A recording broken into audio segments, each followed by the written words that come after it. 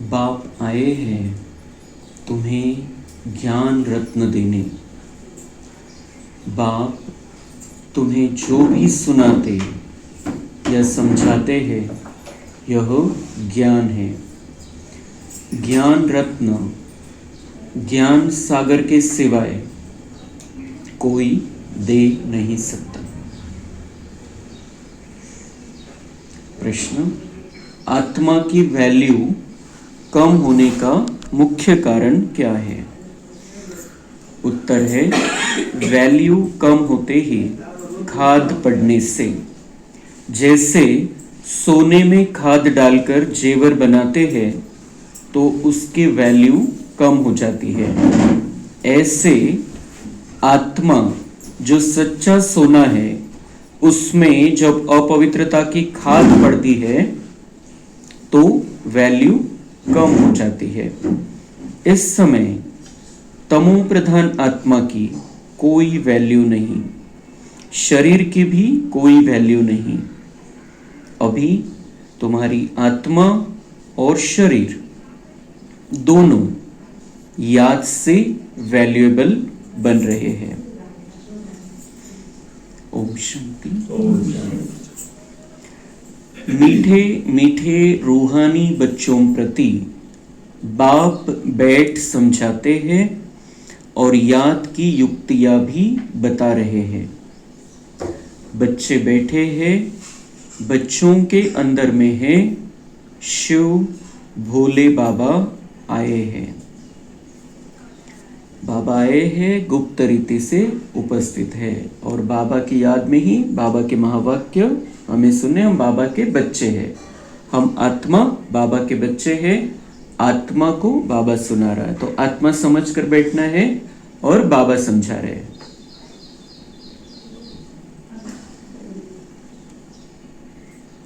बाप आते ही है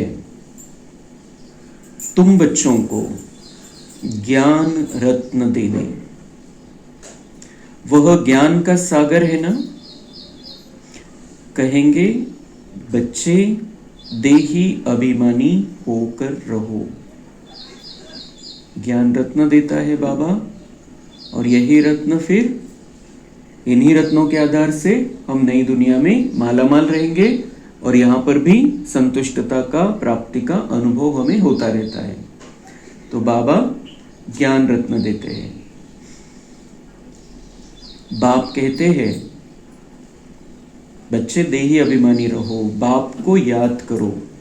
यह ज्ञान हुआ। क्या क्या ज्ञान बाबा देते हैं कि बच्चे देही अभिमानी होकर रहो। शरीर में रहते आत्मा का अनुभव करो, आत्मा की स्थिति में रहो कि मैं आत्मा हूं और बाप को याद करो। ये ज्ञान हुआ। इस ड्रामा के चक्र को, सीडी को और बाप को याद करो, यह ज्ञान हुआ। ड्रामा के चक्र को याद करो, सीडी को याद करो कि ये मेरी ही कहानी है, हम आजच प्रवास चाललेला है, इसको याद करो। तो ये ज्ञान बाबा हमें देता है।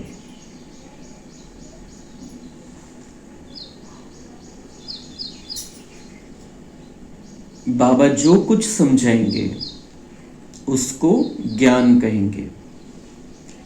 जो भी समझाते हैं, बाबा की मुरली में चारों विषय रहते हैं, ज्ञान, योग, धारणा, सेवा। पण बाबा म्हणते सरसकट त्याला काय म्हणायचं? ज्ञान। कि बाबा की मुरली मतलब ज्ञान है, ज्ञान में 4 विषय है, उसमें एक ज्ञान का विषय भी है, स्पेशल ज्ञान, योग, धारणा, सेवा। लेकिन सरसकट त्याला काय म्हणता येईल? बाबा म्हणता मैं ज्ञान ही दे रहा हूं, याद का भी ज्ञान दे रहा हूं, ज्ञान भी दे रहा हूं तुम्हारा मेरा सृष्टि चक्र का, और धारणा क्या करनी है ये भी ज्ञान दे रहा हूं, सेवा कैसे करनी है ये भी ज्ञान दे रहा हूं। तो सारा क्या है? ज्ञान। बाबा जो भी समझाते हैं वो ज्ञान है। याद की यात्रा भी समझाते रहते हैं, यह सब है ज्ञान रत्न। याद की बात जो समझाते हैं यह रत्न बहुत अच्छे हैं। बाप कहते हैं अपने 84 जन्मों को याद करो।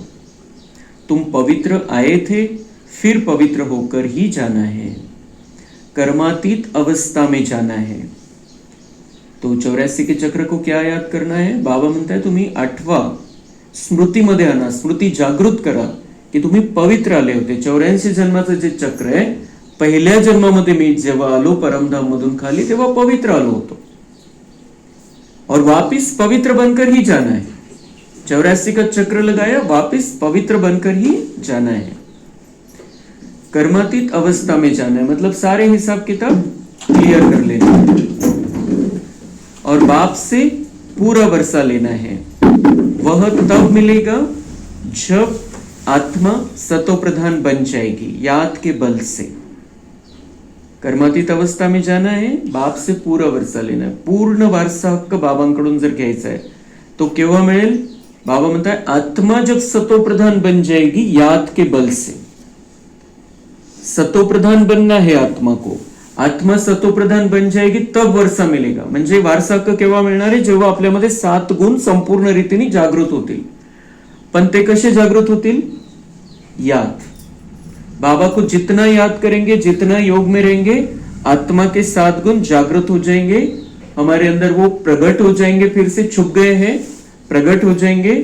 जब सतो प्रधान हो जाएंगे, जेव्हा हे 7 गुण आपल्यामध्ये संपूर्ण रीतीने जागृत होतील तेव्हा बाबांकडून आपल्याला संपूर्ण वर्षा मिळणार आहे. इसलिए याद महत्वपूर्ण है, बाबा को याद करना है. यह अक्षर बहुत वैल्यूएबल है, नोट करने चाहिए. कौन से अक्षर? बाबा ने ये जो महावाक्य उच्चारण किया अभी कि बाबा से पूरा वर्षा लेना है, वो तब मिलेगा जब आत्मा सतोप्रधान बन जाएगी याद के बल से. सगळं आलं त्याच्यामध्ये, सगळं सारांश है कि याद के बल से आत्मा को सतोप्रधान बनाना है और पूरा वर्षा लेना है. आत्मा में ही धारणा होती है. यह शरीर तो ऑर्गन्स है जो विनाश हो जाते हैं. संस्कार अच्छे या बुरे आत्मा में भरे जाते हैं. बाप में भी संस्कार भरे हुए हैं, सृष्टि के आदि मध्य अंत की नॉलेज के, इसलिए उनको नॉलेजफुल कहा जाता है. हमारे अंदर संस्कार है, अच्छे बुरे सब कुछ है. अच्छे को हम जागृत कर लेते हैं अभी और फिर बुरे जागृत हो जाते हैं द्वापर के बाद, जैसे चार्जिंग कम होती है. बाबा में संस्कार कौन से? सृष्टि के आदि मध्य अंत के ज्ञान के. इसलिए बाबा को हम कहते हैं ज्ञान का सागर. बाबा राइट करके समझाते हैं. 84 का चक्र बिल्कुल सहज है. अभी 84 का चक्र पूरा हुआ, अभी हमको वापिस बाप के पास जाना है. किसको जाना है? आत्मा को जाना है. आत्मा का 84 का चक्र पूरा हुआ. 84 जन्म घेतले, 84 शरीर बदलले. आता आत्म्याला परत बाबांकडे जायचं, पुन्हा देवता बनून खाली राहायचं.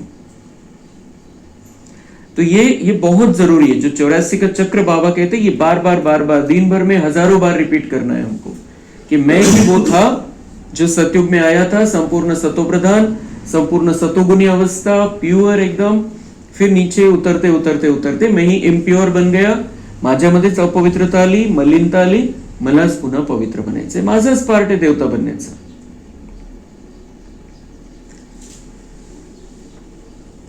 तो अभी हमको वापिस बाप के पास जाना है.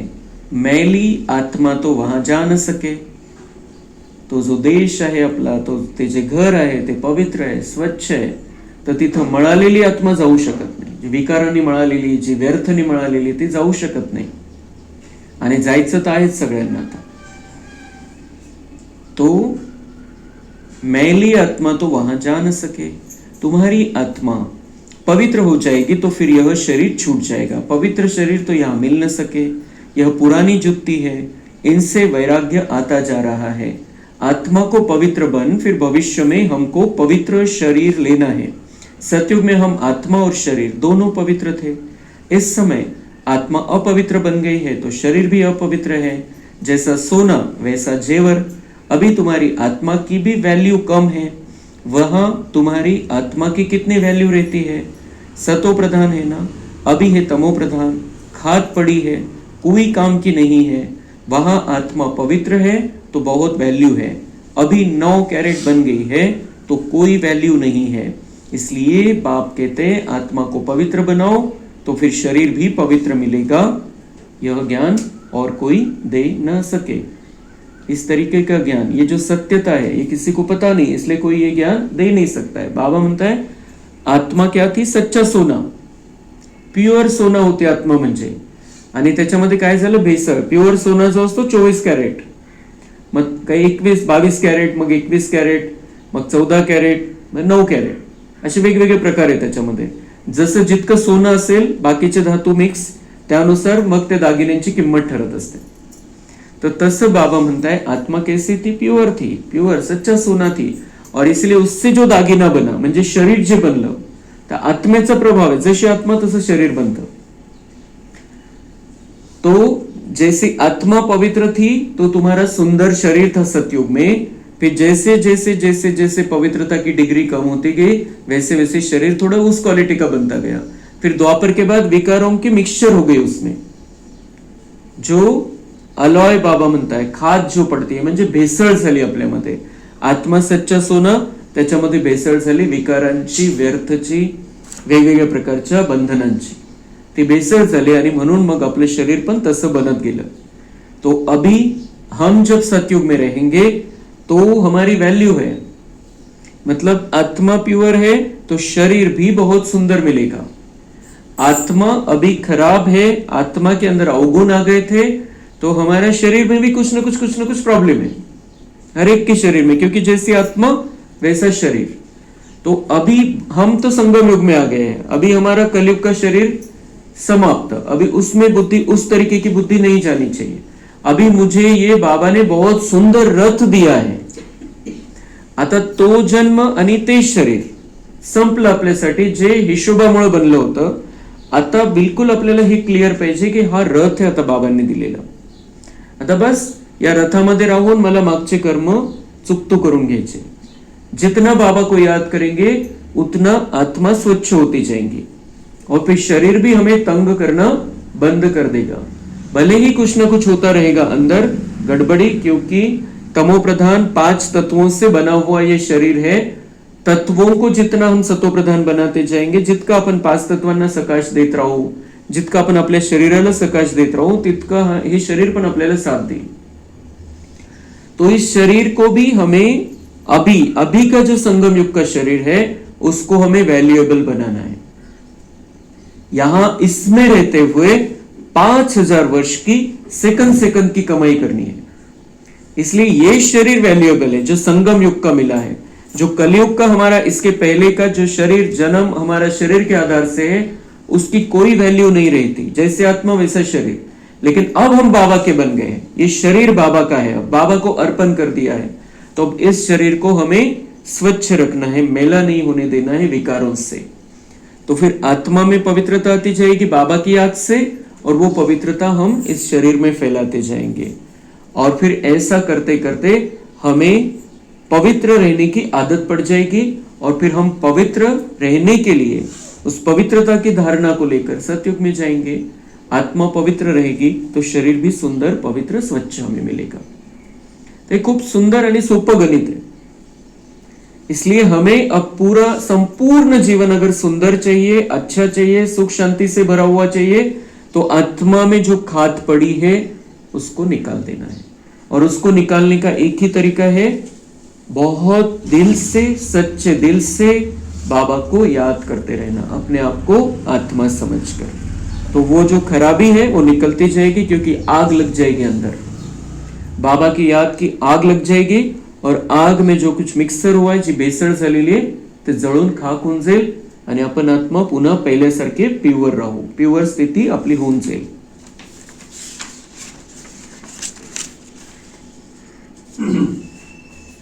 बाप ही कहते हैं मामेकम याद करो. श्री कृष्ण कैसे कहेंगे? वह तो देहधारी है ना, वो कैसे कहेंगे? और सारी दुनिया को कैसे कहेंगे? श्री कृष्ण कैसे कहेगा? सारी दुनिया की आत्माओं को. जर आपण आता असं पकडलं की आत्ता आलेला आहे श्रीकृष्ण, श्रीकृष्ण आत्ता कसं सांगू शकेल आणि सगळ्या दुनियेच्या आत्म्याला कसं सांगू शकेल आणि ते कसं मानतील? वो तो समझते हिंदू का है श्रीकृष्ण, और श्रीकृष्ण तो हिंदू का नहीं, आदि सनातन देवी देवता धर्म की आत्मा है. इस सृष्टि की स्टार्टिंग उससे है. धर्म तो द्वापर के बाद बने, इसलिए श्री कृष्ण किसी धर्म का नहीं, सबका है. लेकिन वो आज आकर कहने लग जाए कि मुझे याद करो, तो कोई मानेगा नहीं। सारे बाकी धर्म वाले थोड़ी मानेंगे। इसलिए ये बाप ही कह सकता है, भले ही उसके शरीर में आके कहता है, लेकिन बाप कहता है कि मुझे याद करो। और जब श्री कृष्ण का पार्ट है सत्युग में, तब उसको कहने की जरूरत ही नहीं, मुझे याद करो तो तुम्हारे पाप नष्ट हो जाएंगे, क्योंकि उस समय कोई पापी आत्मा है ही नहीं, पाप ही नहीं किसी आत्मा के अंदर। इसलिए श्री कृष्ण ने, ये शिव बाबा आकर कहता है संगम युग में, कलयुग के अंत में। तो श्री कृष्ण कैसे कहेंगे, वह देहधारी है ना। बाप कहते हैं अपने को आत्मा समझ मुझ बाप को याद करो, कोई देहधारी को याद न करो। अभी तुम समजते हो तो फिर समझाना है, आपल्याला कळालेले तर दुसऱ्यांनाही समजून सांगायचे आहे। शिव बाबा है निराकार, उनका अलौकिक जन्म है, तुम बच्चों को भी अलौकिक जन्म देते हैं। शिव बाबा निराकार है, उनका माता के गर्भ से जन्म नहीं होता है, अलौकिक जन्म है, म्हणजे परकाया प्रवेश ते करतात, अवतरित होतात ते शरीरामध्ये। तर तसंच बाबा म्हणताय कि मैं तुमको भी अलौकिक जन्म देता हूं, म्हणजे तो जो जन्म होता आपल्या शरीराच्या हिशोबाचा तो कैंसल, बाबा ने हमें अब नया अलौकिक जन्म दिया है। अब हमें ऐसे ही समझना है, मुझ आत्मा को जागृति आ गई है, मैंने अपने आप को पहचान लिया है, तो बाबा ने मुझे नया जन्म दिया। अब मैं इस शरीर में अवतरित हुई हूं, इस शरीर में अवतरित हुई हूं। जो लास्टचा जन्म है आपला, संगम युगातला जो जन्म है, तो गर्भाद्वारे नहीं है, माता के द्वारा नहीं है, ये भगवान हमें जन्म देता है। तो हमारा ये मानसिक जन्म है, अंदर ही अंदर बुद्धि के द्वारा हमारा जन्म है। तो ये अलौकिक, जैसे दुनिया में जन्म होते वैसा जन्म नहीं है, ये अलौकिक न्यारा प्यारा स्पेशल जन्म है जो भगवान देता है, और हमारा वो जन्म हो गया है। अब इस जन्म में हमें बाबा के साथ में रहते हुए अब इस जन्म को कंटिन्यू रखना है, मरना नहीं अब इस जन्म से। तो शिव बाबा है निराकार, उनका अलौकिक जन्म है, तुम बच्चों को भी अलौकिक जन्म देते हैं। अलौकिक बाप, अलौकिक बच्चे। लौकिक, पारलौकिक और अलौकिक कहा जाता है। लौकिक मतलब यहां देह के हिसाब से, पारलौकिक परमधाम के हिसाब से, और अलौकिक संगम युग में ब्राह्मण जीवन। तुम बच्चों को अलौकिक जन्म मिलता है, बाप तुमको एडॉप्ट कर वर्षा देते हैं। तुम जानते हो हम ब्राह्मणों का भी अलौकिक जन्म है, अलौकिक बाप से अलौकिक वर्षा मिलता है। ब्रह्मा कुमार कुमारियां बिगर और कोई स्वर्ग का मालिक बन न सके। भगवान कह रहा है तुम्हारे सिवाय कोई स्वर्ग का मालिक बन नहीं सकता है। किसी धर्म की कोई भी आत्मा अगर बाबा का बनती नहीं है, ये जन्म उसको मिलता नहीं है, तो वो स्वर्ग में जा नहीं सकती है। एक काळ्या दगडावरची पांढरी रेघ है, स्पष्ट एकदम। बाबा कह रहे जब तक वो ब्राह्मण नहीं बनता है तब तक स्वर्ग में आ नहीं सकता। वो इतनी सुंदर दुनिया में आएगा भी नहीं, देखेगा भी नहीं। ये सिर्फ हम ब्रह्मा कुमार कुमारियां ही उस स्वर्ग का मालिक बन सकती है। मनुष्य कुछ भी समझते नहीं है। तुमको बाप कितना समझाते हैं, आत्मा जो अपवित्र बनी है वह सिवाय याद के पवित्र बन नहीं सकती। याद में नहीं रहेंगे तो खाद रह जाएगी, निगनार नहीं थे जी, खराबी आलेली है। पवित्र बन नहीं सकेंगे, फिर सजाएं खानी पड़ेगी। सारी दुनिया की मनुष्य आत्माओं को पवित्र बन वापस जाना है। अगर हम प्यार से बाबा को याद करके पवित्र नहीं बनेंगे, कर्म भोग चुकतू करके पवित्र नहीं बनेंगे, तो फिर जो बचा हुआ, जो हमारा पाप कर्म है, जो किचड़ा है अंदर का, वो सजा देकर निकाला जाएगा अंत में, क्योंकि लेकर तो जाना है वापस, और अपवित्र जा नहीं सकते। म्हणून भलं याच्यामध्येच आहे की आपण बाबांच्या आठवणीमध्ये स्वतःहूनच पवित्र होऊन जायचं। नाही तो फिर वो जसं आता जे आता औरंगाबादमध्ये पाडापाडी चालू आहे, अतिक्रमणची नोटीस देतात त्यांना, जर अतिक्रमण तुम्ही स्वतःहून काढाल तर ठीक आहे, नाहीतर मग त्याला मग पाडलं जाईल, बुलडोजर आणलं जाईल आणि काढून टाकलं जाईल। तो ऐसे वो नोटिस दी जाती है पहले। तो ऐसे ही बाबा हमें नोटिस दे रहा है कि आप मुझे याद करो, अपने पाप कर्मों को भस्म करो, नहीं तो फिर मैं उसको खत्म कर दूंगा मेरी पद्धति से। सजा दिलानी पड़ेगी, क्योंकि मैं वैसे तो लेकर नहीं जा सकता हूँ, स्वच्छता तो करनी है यहाँ पर, तो लेकर तो सबको जाना है। तो मैं अपवित्र तो परम धाम में, पवित्र धाम में लेकर नहीं जा सकता हूं, तो फिर मुझे सजा देनी पड़ेगी। मतलब ड्रामा अनुसार धर्मराज के रूप में हमें सजा मिलेगी। फिर तो सारी दुनिया की मनुष्य आत्माओं को पवित्र बन वापस जाना है, शरीर तो नहीं जाएगा। बाप कहते हैं अपने को आत्मा समझना कितना मुश्किल रहता है, धंधे आदि में वह अवस्था नहीं रहती है। बाप कहते हैं अच्छा अपने को आत्मा नहीं समजते हो तो शिव बाबा को याद करो। बाबा म्हणते कोणाला जर मुश्किल वाटत असेल की कामधंदा चालू आहे आणि आत्मा आत्मा आत्मा कसं करत राहायचं, तो बाबा म्हणते शिव बाबा को याद करो फिर उस समय कि बाबा ने ये कहा है, बाबा ने ये समझाया है, आज की मुरली में ये पॉइंट था। तो किसी भी तरीके से शिव बाबा ज्ञान का सागर है, प्रेम का सागर है, ते तर चालतं ना। दुसरं मन बुद्धीमध्ये काही ना काही तर चालू राहतं। तर त्यावेळेला बाबा म्हणते अगर आप ऐसे नहीं समझ रहे हो मैं आत्मा हूं, मैं आत्मा हूं, मैं आत्मा हूं, ऐसा नहीं कर नहीं सकते उस समय, मुझे याद करो। तो वो भी आत्मिक स्थिति ऑटोमेटिक हमारे अंदर ही अंदर बनती जाए, क्योंकि याद कौन करने वाला है शिव बाबा को, आत्मा ही करेगी। पण बाबा म्हणते मग तसं करा कि मुझे याद कर लो, तो आपकी आत्मिक स्थिति रहेगी, कुछ गड़बड़ गलत नहीं होगा। मग मैं आत्मा ही शिव बाबा को याद करती हूँ, म्हणजे ही युक्ति है बाबांची। याद कौन करेगा फिर शिव बाबा को, आत्मा ही तो याद करेगी। आत्मा ही पहले पहले पवित्र थी, अब फिर पवित्र बनना है, यह है मेहनत। इसमें बड़ी जबरदस्त कमाई है। यहाँ कितने भी साहूकार है, अरब खरब है, परंतु वह सुख नहीं है। सबके सिर पर दुख है। बड़े बड़े राजाए, प्रेसिडेंट आदि आज है, कल उनको मार देते हैं। पद पोझिशन काही असू द्या, इथं किती पैसे असू द्या, पण स्थायी नहीं है, परमानेंट नहीं है। और फिर दुख ही दुख है, हर तरीके का दुख है उनको भी। सिर्फ उनका वो लेवल अलग होती है दुख की, प्रॉब्लम्स अलग टाइप के होते हैं। जो मीडियम है उनके प्रॉब्लम अलग टाइप के होते हैं, जो थोड़े कम लेवल के हैं उनके अलग टाइप के प्रॉब्लम। लेकिन प्रॉब्लम इस दुनिया में सबको है, दुख चिंता परेशानी सबको है। स्वर्ग में जो साधारण प्रजा भी होगी उसको भी कोई दुख नहीं है।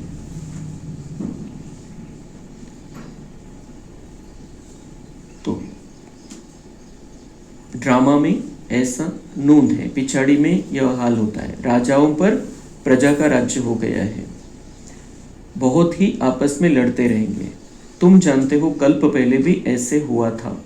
तुम गुप्त वेश में दिल व जान सिक व प्रेम से अपना गवाया हुआ राज्य लेते हो। तुमको पहचान मिली है, हम तो मालिक थे, सूर्यवंशी देवताएं थे, अभी फिर वह बनने के लिए पुरुषार्थ कर रहे हो, क्योंकि यहाँ तुम सत्यनारायण की कथा सुन रहे हो ना। बाप द्वारा हम नर से नारायण कैसे बने, बाप आकर राजयोग सिखलाते हैं। भक्ति मार्ग में यह कोई सिखला न सके। कोई भी मनुष्य को बाप टीचर गुरु नहीं कहेंगे।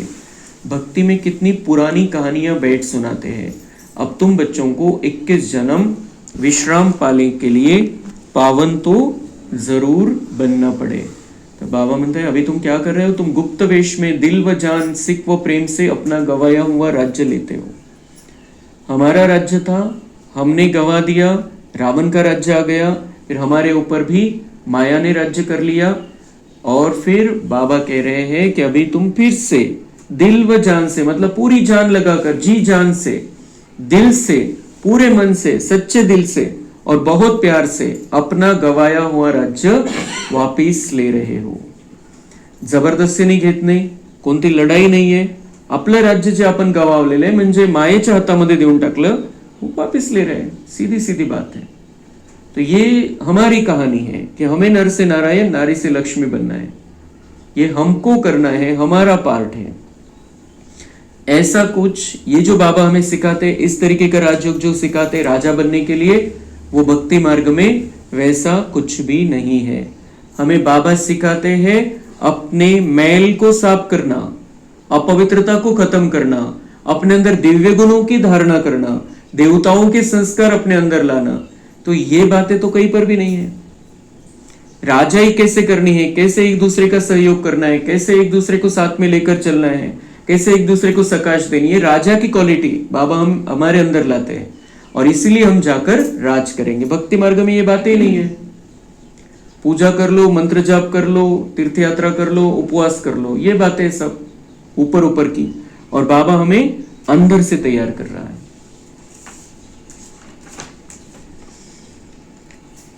यह है रूहानी नॉलेज, यह आत्मा का ज्ञान है, परमात्मा का ज्ञान है। तुम्हारी रूह को रूहानी बाप बैठ नॉलेज सुनाते हैं। 5000 वर्ष पहले भी तुमने सुनी थी ये जो बातें हैं, 5000 वर्ष पहले भी हमने सुनी थी, इसीलिए हमारी सुनने की फिर इच्छा होती है, क्योंकि हमने सुनी है, हमको पता है, हमने ये जीवन जिया है, संगम युग में हमारा ही जन्म हुआ है, सतयुग में हम ही थे, और इसीलिए हम ये मुरली सुन सकते हैं। ही ऐकायला पण खूप हिम्मत लागते, खूप शक्ती लागते आणि खूप प्रेम पाहिजे असतं मध्ये। तो वो किसके अंदर रहेगा? जिन्होंने 5000 वर्ष पहले सुना है और वैसा किया है। सारे मनुष्य सृष्टि भर में ऐसे कभी कोई पढ़ाता नहीं होगा। किसको भी पता नहीं है ईश्वर कैसे पढ़ाते हैं, ये पता ही नहीं है। बाबा की मुरली चलती है, दुनिया में ये बातें पता ही नहीं है। भगवान आकर पढ़ाता है खुद। ते नुसतंच म्हणतात तो ज्ञानाचा सागर आहे, पण तो ज्ञानाचा सागर आहे तर मग इथं तो काय केलं त्याने येऊन? मग त्याला ज्ञानाचा सागर का? तो त्याचं ज्ञानाचा सागर वरती आहे कुठंतरी, तो हमारे क्या काम का? वो ज्ञान का सागर यहां आता है और फिर हमें भरपूर करता है, हमें ज्ञान रत्न देता है। तुम बच्चे जानते हो अभी इस पढ़ाई से किंगडम स्थापन हो रही, राजधानी बन रही है हमारी। जो अच्छी रीति पढ़ते और श्रीमत पर चलते हैं वह हाईएस्ट बनते हैं, और जो बाप की जाकर निंदा कराते हैं, हाथ छोड़ जाते हैं, वो प्रजा में बहुत कम पद पाते हैं। जो पढ़ते हैं अच्छी रीति, जो श्रीमत पर चलते, बाबा जो समझाते उस पर चलते, ते हायेस्ट सर्वात वरची लेवल त्यांना प्राप्त होईल। आणि जे जाऊन बाबांची निंदा करतात, म्हणजे हमारे जो कर्म है, व्यवहार है, बोलचाल है, उसके कारण बाबा की निंदा कराते हैं और हाथ छोड़कर जाते हैं, बाबा का हाथ छोड़कर जाते हैं, वो बाबा कह रहे हैं प्रजा में बहुत कम पद पाते हैं। ऐसे नहीं कि वो आएंगे नहीं, प्रजा में बहुत कम पद जो छोड़कर गए और बाबा की निंदा कराते हैं, प्रजा में बहुत कम देखेंगे वो दुनिया, लेकिन लेवल बहुत नीचे के। काम वैसा रहेगा, क्योंकि वहां पर बाबा ने कहा चंडाल की भी जरूरत आहे, अंतिम संस्कार करावे लागेल, त्याची व्यवस्था बघावी लागेल, काय आहे सगळं ठीक आहे की नहीं, ये सब करना पड़ेगा। तो वैसे भी लोग चाहिए वहां पर। तो हमारे ऊपर बिल्कुल हमें ये पक्का निश्चय होना चाहिए कि मुझे जाकर वो काम नहीं करने वहां पर, मुझे प्रजा में नहीं जाना है, प्रजा का नौकर चाकर नहीं बनना है, मुझे तो वहां पर राज करना है। मग त्याच्यासाठी काय? सतोप्रधान बनावं लागेल। सतोप्रधान बनण्यासाठी बाबांच्या आठवणीमध्ये राहावं लागेल, आणि त्यामुळे आपल्यामध्ये ती जी दिव्यता आहे ती येईल, आणि बाबा आपल्याला संपूर्ण वर्षा देईल, मग आपली लेवल हाईएस्ट राहील। तो बाप तो एक ही पढ़ाई पढ़ाते हैं, पढ़ाई में कितनी मार्जिन है, ज्याच्या त्याच्यावरती है, पढ़ाई तो सबके लिए एक है। बाप कहते बच्चे अब जल्दी तैयारी करो, गफलत में टाइम वेस्ट नहीं करो, याद नहीं करते तो मोस्ट वैल्यूएबल टाइम नुकसान होता है, अभी जल्दी तैयारी करो। बाबा कह रहे हैं अंतिम समय आ गया है, अभी गफलत में टाइम वेस्ट नहीं करो। उस समय भी बाबा ने कहा था 60 वर्ष पहले, उस समय तो नहीं, जिन्होंने कर लिया उस समय से तो उनका तो बहुत अच्छा, लेकिन अब हमें बाबा कह रहा है अभी तो सामने है परीक्षा, अंतिम समय आ गया, तो अभी तो हमें एक सेकंड भी वेस्ट नहीं जाने देना चाहिए। बाबा की याद चलती रहे, सकाश देना चालू रहे, कुछ ना कुछ चलता रहे, जिससे ये पता लगे हमें खुद को भी कि मैं संगम युगी आत्मा हूं। हमें अपने आप को पक्का कराना होता है पहले कि मैं संगम युगी आत्मा हूं, मग त्याचा प्रभाव जाणवेल सगळ्यांना। हमें ये पता होना चाहिए मैं संगम युगी आत्मा हूं, तो फिर मुझे बाबा के साथ में कनेक्टेड रहना है, ज्ञान में रहना है, धारणाएं करते चलना है, सेवा करनी है, बिल्कुल पक्का होना चाहिए।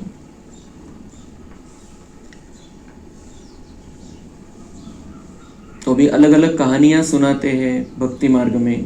खुदा दोस्त की कहानी है, अल्लाह अवलदीन का भी नाटक दिखाते हैं, ठका करने से खजाना निकल आया। अभी तुम बच्चे जानते हो अल्लाह तुमको ठका करने से क्या बनाते हैं, मतलब बाबा को याद किया, खजाने के मालिक बन गए। खजाना कुछ भी हम बाबा से ले सकते हैं इस समय। वो अलग अलग कहानियां बनाई है, बाबा म्हणता तुमची यादगार आहे संगम युगातली, ठक्का करने से खजाना मिल गया, मतलब हम बाबा को याद करते, बाबा का खजाना हमारा हो गया, हम जितना चाहिए उसमें से ले सकते हैं। और एक कहानी सुनाई जाती है, हातम ताई की कहानी।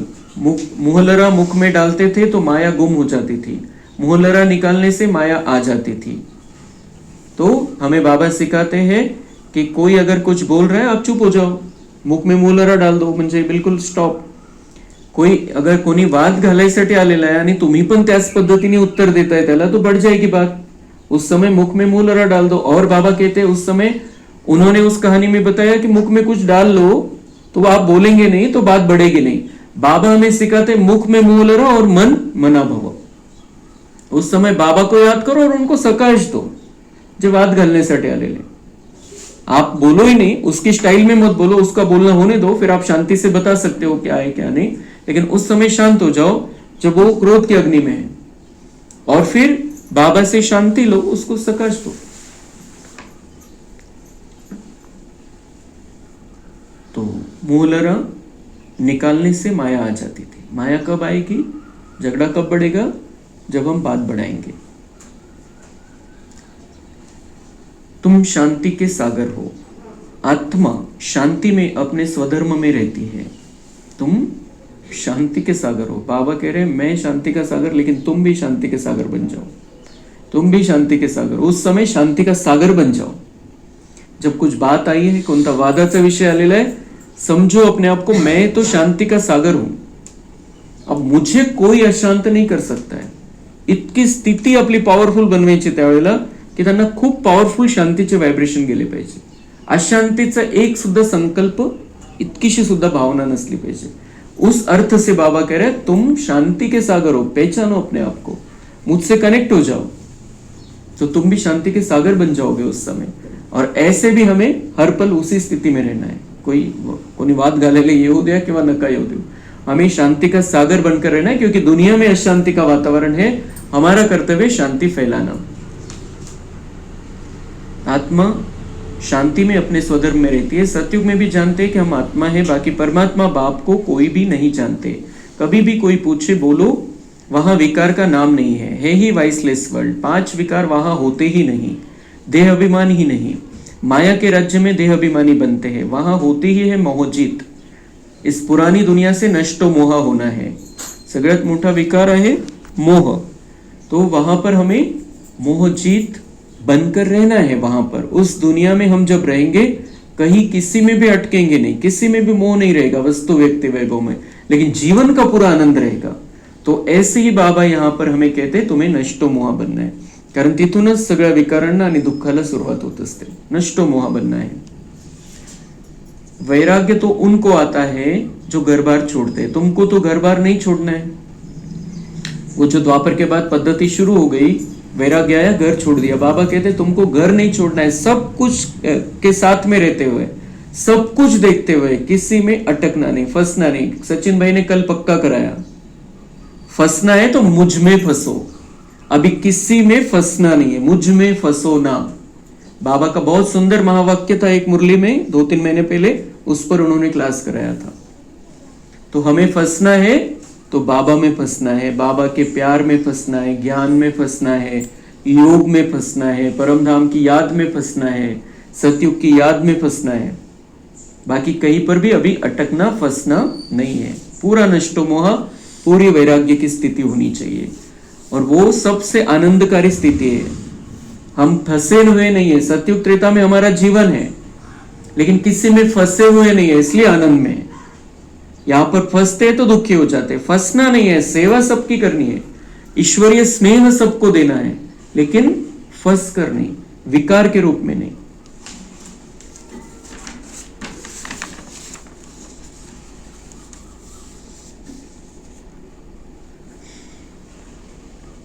अच्छा, मीठे मीठे सिक्के लधे बच्चों प्रति माता पिता बाप दादा का याद, प्यार और गुड मॉर्निंग। रूहानी बाप की रूहानी बच्चों को नमस्ते। हम रूहानी बच्चों की रूहानी बाप दादा को याद, प्यार, गुड मॉर्निंग, नमस्ते। वाह वाह वाह, शुक्रिया बाबा, शुक्रिया। धारणा के लिए मुख्य सार है, बाप से पूरा वर्षा लेने के लिए जो कथनी हो वही करनी है, इसका पुरुषार्थ करना है। जो हम बोलते हैं, जो हम संकल्प करते हैं, वही हमें करना है। मोहजित बनना है। सदा याद रहे कि हम शांति के सागर के बच्चे हैं। हमें शांति में रहना है। मुख में मोहलरा डाल लेना है। गफलत में अपना टाइम वेस्ट नहीं करना है। अभी गफलत में नाही रहना आहे. एक एक सेकंदाचा वापर करून घ्यायचा आहे. 60 वर्षापूर्वी सांगितलेली गोष्ट आहे. अभी तो बिल्कुल अंतिम समय, बिल्कुल हमें बार बार याद दिलाना पड़ेगा हमें खुद को ये कि 5000 वर्ष का भाग्य बनाना है. 5000 वर्ष का एक एक सेकंद हमें अच्छा बनाना है. तिथं किती पस्तावलो आणि किती काही केलं तर काही होणार नाही. अब भी जो करना है वो कर लेना है. सतयुग त्रेता में तो चांस ही नहीं है भाग्य बढ़ाने का. यहाँ पर जो बनाएंगे वही मिलेगा. फिर द्वापर के बाद अगर हमने अभी ही सेटिंग अच्छी तरह से कर लेनी है द्वापर के बाद की भी.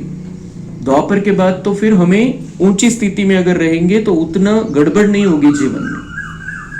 भले ही वहां पर चांस है द्वापर के बाद में थोड़ा दान पुण्य कर लिया, फिर अगले जन्म में कुछ मिल गया, फिर थोड़ा कर लिया, कुछ ना कुछ मिला, लेकिन बाकी सब बातों में भरपूर नहीं रहेंगे, सब कुछ अच्छा नहीं रहेगा. आत्ताच जर आपण असा पुरुषार्थ केला की द्वापर पासून माझी प्रत्येक जन्मामध्ये लेवल चांगली राहील, तर मग आपल्याला तिथं पण तेवढा त्रास नहीं होणार. तो ये अभी करना है. इसलिए बाबा कहते हैं गफलत में अपना टाइम वेस्ट नहीं करना है. इसमें बहुत गहराई है इस बात में, त्याचं चिंतन करायचं. वरदान है, संगठन रूपी किले को मजबूत बनाने वाले सर्व के स्नेही संतुष्ट आत्मा भव. संगठन की शक्ति विशेष शक्ति है. एक मत संगठन के किले को कोई भी हिला नहीं सकता, लेकिन इसका आधार है एक दो के स्नेही बन सर्व को रिगार्ड देना और स्वयं संतुष्ट रहकर सर्व को संतुष्ट करना. न कोई डिस्टर्ब हो और न कोई डिस्टर्ब करे. सब एक दो को शुभ भावना और शुभकामना का सहयोग देते रहे तो यह संगठन का किला मजबूत हो जाएगा. संगठन की शक्ति ही विजय का विशेष आधार स्वरूप है. हमें विजय बनना है. हम बाबा के बच्चे हैं तो हमारा संगठन भी शक्तिशाली होना चाहिए. आपण जे एकत्र आलेलो आहे बाबांचे बच्चे, आपसामध्ये कुठल्याही प्रकारचा आपल्यामध्ये वादविवाद मतभेद आपल्याला ठेवायचा नाहीये.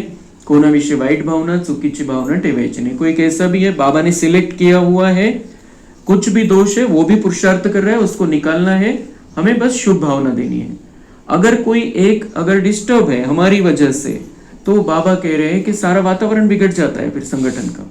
इसलिए कोई डिस्टर्ब होना नहीं और किसी को डिस्टर्ब करना नहीं, और जो डिस्टर्ब है उसको सहयोग देना है, शक्ति देनी, और इस संगठन को मजबूत बनाते चलना है, तो विजय हमारी होगी. स्लोगन है, जब हर कर्म यथार्थ और युक्ति युक्त हो तब कहेंगे पवित्र आत्मा.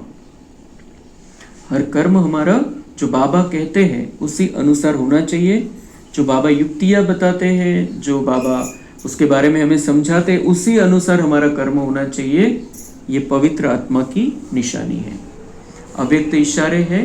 हर एक बच्चा जो स्व प्रति व सेवा के प्रति उमंगों के अच्छे अच्छे संकल्प करता है कि अभी से ये करेंगे, ऐसे करेंगे, अवश्य करेंगे, करके ही दिखाएंगे, ऐसे श्रेष्ठ संकल्प के बीज जो बोते हो, उस संकल्प को अर्थात बीज को प्रैक्टिकल में लाने की पालना करते रहो तो वह बीज फल स्वरूप बन जाएगा. तो बाबा कहते हैं आप उमंग में आ जाते हो, संकल्प तो करते हो, बहुत अच्छे संकल्प करते हो, अब ये करेंगे, ऐसे करेंगे, अवश्य करेंगे, करके ही दिखाएंगे, मुरली मिस नहीं करेंगे, नुमाशा मिस नहीं करेंगे, संकल्प करते हैं. लेकिन बाबा कहते हैं उस संकल्प को क्या करो, प्रैक्टिकल में अगर लाना है तो बाबा को बता दो और बार बार पक्का करो कि मुझे ये करना ही है. तो बाबा कह रहे हैं तो वो बीज फल स्वरूप बन जाएगा. उमंग उत्साह में आकर संकल्प करना अलग बात, लेकिन उस बीज को सींचना अलग बात है. बाबा को बता देना, बाबा के सामने बार बार संकल्प करना, अपने आप को याद दिलाना, तो बाबा कह रहे हैं कि वो बीज फलीभूत हो जाएगा. अच्छा, ओम शांति.